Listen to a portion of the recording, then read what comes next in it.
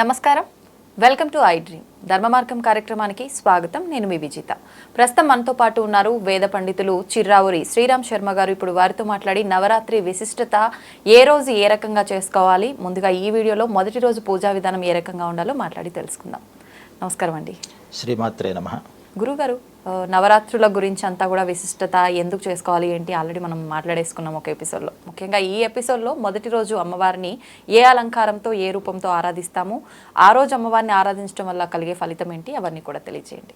అరుణ కిరణ జాలే రంచితా శావకాశ విధృత జపపటీకా పుస్తకా భీతిహస్తా ఇతర కరవరాఢ్యా పుల్లకల్హార సంస్థా నివసతు హృది బాలా నిత్య కళ్యాణశీలా. ఐ డ్రీమ్ ప్రేక్షకులకి నవరాత్రి శుభాకాంక్షలు. నవరాత్రులలో మొట్టమొదట చేసేటటువంటి ఆరాధన బాలా త్రిపుర సుందరి. ఓకే. ఈ బాలా త్రిపుర సుందరి అనేటటువంటి దేవత చాలామందికి తెలియదు. కొంతమందికే ఈ బాలా అమ్మవారు ఉంది అని తెలుస్తుంది. కానీ జనరల్గా చిన్నపిల్లల రూపంలో అందరూ అమ్మవారిని ఆరాధన చేస్తూ ఉంటారు. కుమారి పూజ అని, దాన్ని బాల పూజ అని కూడా అంటుంటారు. ఈ బాల అంటే చిన్నమ్మ అని పేరు. పెద్దమ్మ లలితా అమ్మవారు అయితే, రాజరాజేశ్వరి అయితే, ఈ బాలమ్మ చిన్నమ్మగా చెప్పబడ్డారు.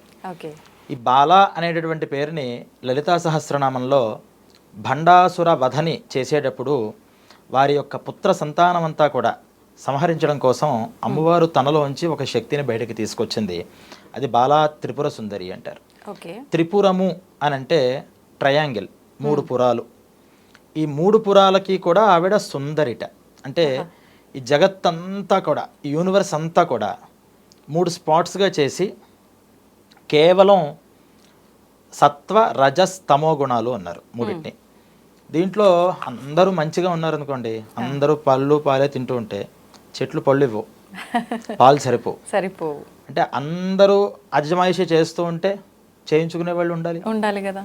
సరే, ఉన్నవన్నీ అలాగే ఉండిపోతే, నశించకపోతే, తమోగుణం లేకపోతే పాపులేషన్ ఇప్పటికే పెరిగిపోతుంది, ఇంకా పెరిగిపోతుంది.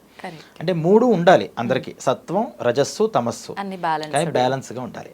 ఈ బ్యాలెన్స్ స్టేట్ ట్రయాంగిల్.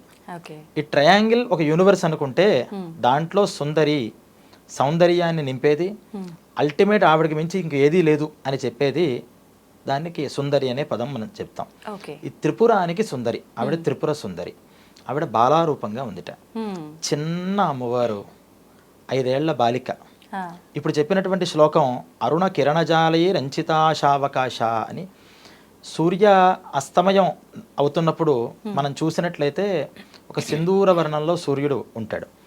ఆ వర్ణంలో అమ్మవారు ఆశావకాశ అన్ని దిక్కుల్ని కూడా ఆ రంగుతో నింపేస్తుందట. అంత చక్కని ఆ ఎరుపు ఛాయలో అమ్మవారు ఉంది, 5 ఏళ్ల బాలిక. 4 చేతులు ధరించి, ఒక చేతిలో జపమాలని, ఇంకో చేతిలో పుస్తకాన్ని, ఇంకో చేతిలో అభయ వరదాల్ని 2 చేతులతో ధరించి 4 చేతులతో ఉన్నటువంటి ఒక బాలికగా అమ్మవారిని అలంకరణ చేస్తారు మొదటి రోజు. ఈ మొదటి రోజు చేసేటటువంటి అలంకరణ వల్ల అమ్మవారి యొక్క పరిపూర్ణ స్వరూపాన్ని పొందే అవకాశం సాధకులకి లభిస్తుంది. అందువల్ల మొదట మనమందరం కూడా ఏ కార్యక్రమం చేసినా, ఏ పని ప్రారంభించినా ఫస్ట్ చిన్నపిల్లలాగానే ఉంటాం. క్రమంగా నేర్చుకుని డెవలప్ అయ్యి పరిపూర్ణులు అవుతాం. అలా నవరాత్రి సాధనలో మొదటి రోజు చేసేటటువంటిది బాల్యావస్థలో ఉన్న సాధకుడు బాలారూపాన్ని ఆరాధించాలి అని బాలాదేవిని ఆరాధన చేస్తూ ఉంటారు. కానీ ఒకప్పుడు, అంటే ఒక 2-3 సంవత్సరాల క్రితం ముందు బాల త్రిపుర సుందరి అవతారం కాదు అని విన్నాను. ఈ మనం గతంలో అది కూడా మాట్లాడుకున్నాం. స్వర్ణ కవచ దుర్గా అలంకరణగా అక్కడ విజయవాడలో అమ్మవారిని ఆరాధన చేస్తారు కాబట్టి దాన్ని ప్రారంభం చేసేవాళ్ళు కొంతమంది, బాలా ఆరాధనని ప్రారంభించి చేసేవాళ్ళు కొంతమంది. ఎవరు ఏ ఆరాధన చేసినా అటు కులదేవత రూపంలో మనం గతంలో చెప్పుకున్నాం. మొట్టమొదట చేసేటప్పుడు కులదేవత, ఇంటి దేవతని పట్టించుకోకుండా ప్రపంచం దేవతలందరినీ పట్టించుకున్నా ఎవరు పట్టించుకోరు మనల్ని. అందువల్ల కులదేవత రూపంగా, స్వర్ణ కవచ రూపంగా అమ్మవారిని ఆరాధన చేయడం ఒక పద్ధతి. ఈ బాలా రూపంగా అమ్మవారిని ఆరాధన చేయడం ఒక పద్ధతి. వీటిల్లో ఒక్కొక్క రోజు ఒక్కొక్క పదార్థము, ఒక్కొక్క పూలతో అమ్మవారిని ఆరాధన చేయడం చాలా ఇష్టం. అందుకనే ఈ అమ్మవారికి కదంబ వనవాసిని అంటారు. కదంబ పుష్పాలు అని మన బంతి ఆకారంలో ఉంటాయి. కదంబ పుష్పాలు చాలా మందికి తెలుస్తాయి. ఈ కదంబ వనం మధ్యలో అమ్మవారు నివాసమై ఉంటుందిట. అందువల్లే ఈ బాలా త్రిపుర సుందరికి ప్రఖ్యాతమైనటువంటి క్షేత్రం త్రిపురాంతకము అని శ్రీశైల సన్నిధానంలో ఉంటుంది. ఆ త్రిపురాంతకంలో అమ్మవారు కదంబ వనవాసిని రూపంగా ఉంటుంది అని, పూర్వం అక్కడంతా కదంబ వనాలు ఉన్నాయి అని చెప్తూ ఉంటారు. ఈ కదంబ వనంలో ఉన్నటువంటి అమ్మవారికి ఇష్టంగా కదంబ పుష్పాలతో పూజ చేయడం ఒకటి. అలాగే అమ్మవారికి చాలా ఇష్టమైన నివేదన తీపి పదార్థం. అందువల్లే బూందీ, తీపి బూందీ, అలాగే శనగలు అమ్మవారికి అర్చన చేయడం. బాలా స్తోత్రం ఏదైతే ఉందో ఆ స్తోత్రంతో అమ్మవారిని చేయడం. స్తోత్రం తెలియని వాళ్ళు బాలా అష్టోత్తర నామాలు ఉంటాయి. 108 పుష్పాలతో ఒక కదంబ పుష్పాలని 108 తీసుకుని, లేదా ఒక్క పుష్పం దొరికినా మిగతా ఏ పుష్పమైనా సరే అన్ని అలా భావన చేయమని అమ్మవారిని ప్రార్థన చేసి 108 పుష్పాలతో అమ్మవారికి పూజ చేయడం అనేది ఉంది. దీనివల్ల వచ్చేటువంటి ప్రయోజనాలు ఏమిటి అంటే, ఈ బాలా ఆరాధన వల్ల ఇప్పటిదాకా చెప్పినటువంటి రూపం జ్ఞానాన్ని, యాక్టివ్నెస్ని, అలాగే ఒక ఉత్సాహాన్ని పెంచుతూ ఉంటుందిట. ఏ సాధకులైతే బాలా ఆరాధన చేశారో వాళ్ళందరికీ కూడా ఇవన్నీ పెరుగుతాయి. దీనికి క్వైట్ ఆపోజిట్ రూపం కూడా ఉంది. అమ్మవారు ఉగ్ర రూపంగా అక్కడ సంహారం చేసేటప్పుడు ఎలా ఆవిర్భవించిందో చెప్తూ, అకుల కుళమయంతి చక్రమధ్యే స్ఫురంతి మధుర మధు పిబంతి కంటకాన్ భక్షయంతి దురితమపహరంతి సాధకాన్ పోషయంతి జయతు జయతు బాలా సుందర క్రీడయంతి అని చెప్తారు. అంటే సాధన చేస్తూ ఆరాధన చేస్తున్న వాళ్ళ పుణ్యాలన్నీ కూడా రక్షణ చేసి వీళ్ళ పాపాలన్నీ కూడా పారద్రోలడానికి అమ్మవారు ఉగ్ర రూపాన్ని కూడా ఆరాధన చేసిందిట. అందువల్ల ఈ ఆరాధన బాలా త్రిపుర సుందరి రూపంగా ఆరాధన చేయడం వల్ల ఈ రోజులో చాలా అవసరం. చిన్న చిన్న ఆడపిల్లల దగ్గర నుంచి ముసలి వయసు వచ్చే ఆడవాళ్ళ దాకా ఎవ్వరికీ కూడా రక్షణ లేకుండా అయిపోయింది ఈ సమాజంలో. బాలికలు అనేటటువంటి వాటి మీద మనం అసలు వినడానికి కూడా భయపడేటటువంటి న్యూస్లన్నీ చూడాల్సి వస్తుంది, వినాల్సి వస్తుంది. ఇటువంటివన్నీ కూడా అమ్మవారు ఆ అవస్థలో ఉన్నటువంటి వాళ్ళకి రక్షణగా ఉంటే ప్రతి చిన్న బాలిక కూడా ఒక అపర భద్రకాళిలాగా శక్తి సంపాదించడానికి అవసరం ఉంటుంది. అందువల్ల ఆడపిల్లలు ఉన్నటువంటి తల్లిదండ్రులు కానీ ఆడపిల్లలు కానీ ఈ బాలా ఆరాధన చేయడం అనేది చాలా గొప్ప అని, ఈ ఆరాధన చేయడం వల్ల శక్తి కలుగుతుంది అని.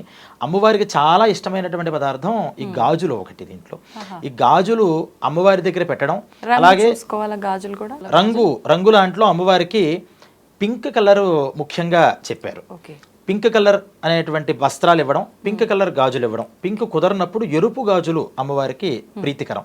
ఈ గాజుల్ని ఈ 9 రోజులు కూడా మన ఇంటికి ఏ చిన్నపిల్ల వచ్చినా వాళ్ళందరినీ కూడా బాలమ్మలాగానే చూసి అందరికీ కూడా గాజులు వేయడం మనం చూస్తూ ఉంటాం. చిన్నపిల్లలు ఆ గాజులు మనం తొడుగుతూ ఉంటే వాళ్ళకి తెలియని ఒక ఆనందం కలుగుతుంది.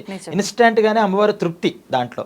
అందువల్ల ఆ గాజులు అనేటువంటి పదార్థాలు ఇవ్వడం వల్ల భక్తులకి మొదటి రోజు చేసేటటువంటి ఆరాధన 3 పూట్ల గతంలో మనం ఎలా చేయాలో ఈ ప్రాసెస్ అంతా కూడా చెప్పుకున్నాం. ఈ అష్టోత్తర నామంతో చేయడం, కదంబ పుష్పాలతో అమ్మవారిని అర్చన చేయడం, పింక్ కలర్ వస్త్రాలు అమ్మవారికి ఇవ్వడం, అలాగే గాజులు ఇవ్వడం, బూందీ, తీపి బూందీని ప్రసాదంగా పెట్టడం. ఈ వీటి వల్ల మొదటి రోజు సాధకులు అమ్మవారి యొక్క కృపని పూర్తిగా పొందుతారు, రక్షణని పొందుతారు. స్త్రీలకి కావలసినటువంటి ఆ రక్షణ, వాళ్ళకి ఇతరుల్ని మనం చాలా మంది అంటారు మీరు సక్రమంగా ఉండట్లేదు ఆడవాళ్ళు, అందువల్ల ఇటువంటివి జరుగుతున్నాయని. చిన్న చిన్న పిల్లలు ఏం చేశారండి పాపం, వాళ్ళకి ఏం తెలుసు సక్రమంగా ఉండాలా అక్రమంగా ఉండాలా. అయినా వాళ్ళకి కూడా ఇలాంటి ఇబ్బంది జరుగుతున్నాయంటే చూసే దృష్టులు మారాలి. చూసేటువంటి వ్యక్తిలో ఒక దైవీ శక్తి కనుక ఈ ఆరాధన వల్ల ఉంటే చూసిన వెంటనే అమ్మవారిలా నమస్కారం చేయాలనిపించేలాగా అమ్మవారు ఈ సాధకుల్ని మారుస్తుంది. కాబట్టి బాలా త్రిపుర సుందరి ఆరాధన మొట్టమొదటి రోజు ఆరాధనగా మనకి నవరాత్రిలో చెప్పబడ్డాయి. ఇప్పుడు అమ్మవారి చిత్రపటం పెట్టి పూజ చేయాలా, చిత్రపటం లేకపోతే మామూలుగా కూడా పూజ చేయాలి? దీంట్లో కలశ స్థాపన చేసేది అనేటటువంటి ఒక పద్ధతి ఉంది. మన పూర్వీకుల నుంచి ఇంట్లో కలశని పెట్టడం అనేది కనుక ఉంటే దాన్ని ఫాలో అవుతూ ఖచ్చితంగా కలశని పెట్టాలి. మనం ఒక సంవత్సరం పెట్టి ఇంకో సంవత్సరం కలశ పెట్టము అంటే కనుక అది కొంచెం ఇబ్బందులకి దారితోస్తూ ఉంటుంది. అందువల్ల ఈ 10 రోజులు కూడా కుదరని వాళ్ళు ఇంట్లో పరంపరగా కలశారాధన చేస్తారు, కానీ ఏదో ఇబ్బందులు వస్తాయి. చివరి 3 రోజులైనా ఖచ్చితంగా కలశ స్థాపన చేస్తారు. ఘట స్థాపన కోసం ఒక్కసారి ఆ ఇంట్లోకి కనుక ఘటం వస్తే ప్రతి ఏడాది అమ్మవారు ఎదురు చూస్తూ ఉంటుంది అన్నారు. అందువల్ల అలా ఆరాధన ఉన్న వాళ్ళు కలశ స్థాపన చేయొచ్చు. లేని వాళ్ళు లలిత లలితా త్రిపుర సుందరిలోనే అన్ని దేవతలు ఉన్నాయి కాబట్టి లలితా అమ్మవారి ఆ శివకామ సుందరిగా ఆవిడ శివాకారే మంచే అని శివుణ్ణే మంచంగా చేసుకుని ఈ కోళ్ళని పంచబ్రహ్మలుగా చేసుకుని అమ్మవారు పక్కన సచామర రమావాణి సవ్య దక్షిణ సేవిత, ఒకవైపు సరస్వతి అమ్మవారు, ఒకవైపు లక్ష్మీ అమ్మవారు ఆ చామరాలు వీస్తూ ఉంటే మధ్యలో చిన్మయ స్వరూపంగా ఉంటుంది సౌందర్యంగా. ఆ చిత్రపటాన్ని పెట్టుకుని చక్కగా ఆరాధన అది చేసుకోవచ్చు, ఇబ్బంది ఏమీ లేదు. ఆ చిత్రపటంలో కూడా మనం ఏ భక్తితో అయితే చేస్తూ ఉంటామో దేవతాశక్తి ఆ విగ్రహంలోకి ఆ చిత్రపటంలోకి వచ్చి కూర్చుంటుంది. అందువల్ల ఇంట్లో సంప్రదాయం లేని వాళ్ళు చిత్రపటాన్ని పెట్టుకుని చేసుకోవచ్చు.